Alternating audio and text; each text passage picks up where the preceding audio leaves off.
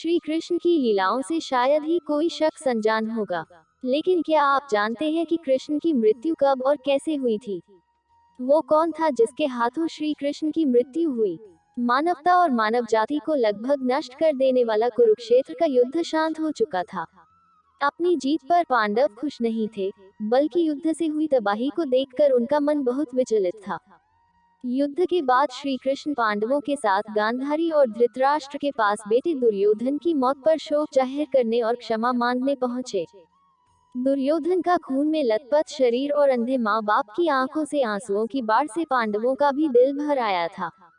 गांधारी पांडवों को छोड़ श्री कृष्ण को दुर्योधन की मौत का असली जिम्मेदार मानने लगी। गांधारी ने श्री कृष्ण पर चीखते हुए कहा, आप द्वारकाधीश हैं, जिनकी पूजा मैंने खुद विष्णु अवतार मानकर की। क्या आप अपने किए पर जरा भी शर्मिंदा हैं? आप चाहते तो अपनी दिव्य शक्तियों से इस युद्ध को टाल सकते थे। बेटे की मौत पर आंसू बहाने वाली एक माँ का दुख तुम खुद अपनी माँ देवकी से जाकर पूछो, जिसने अपने 7 बच्चों को अपनी आंखों के आगे मरते देखा है।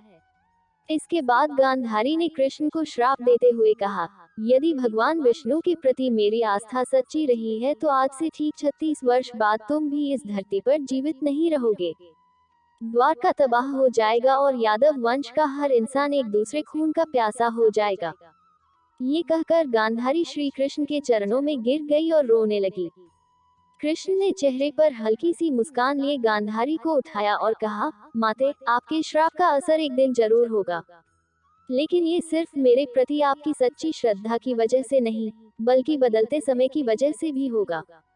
कहते हैं कि गांधारी का यही श्राप यादव वंश के विनाश और भगवान कृष्ण की मृत्यु का कारण बना। कई साल बीतने के बाद श्री कृष्ण के पुत्र सांबा गर्भवती स्त्री का वेश धारण कर ऋषि मुनियों से मिलने गए।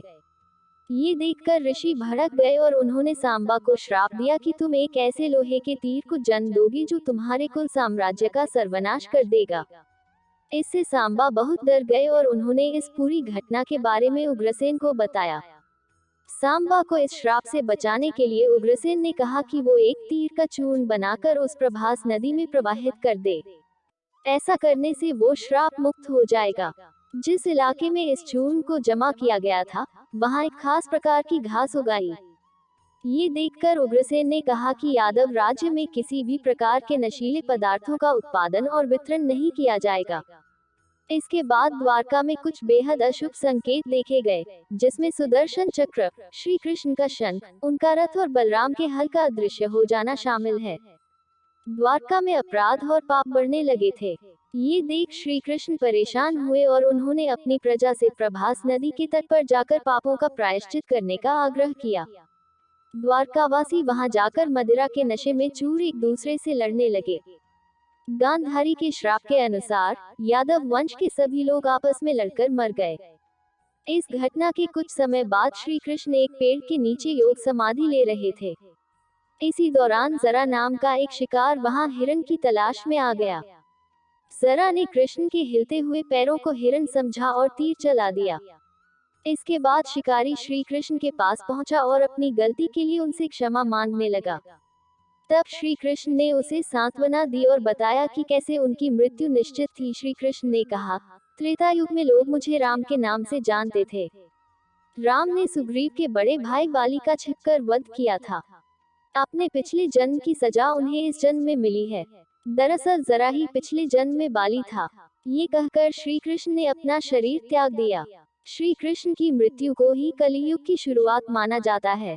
दोस्तों, आपसे रिक्वेस्ट है, अगर अपने चैनल को सब्सक्राइब नहीं किया है तो प्लीज चैनल को सब्सक्राइब कर ले और कमेंट में जय कृष्णा जरूर लिखें।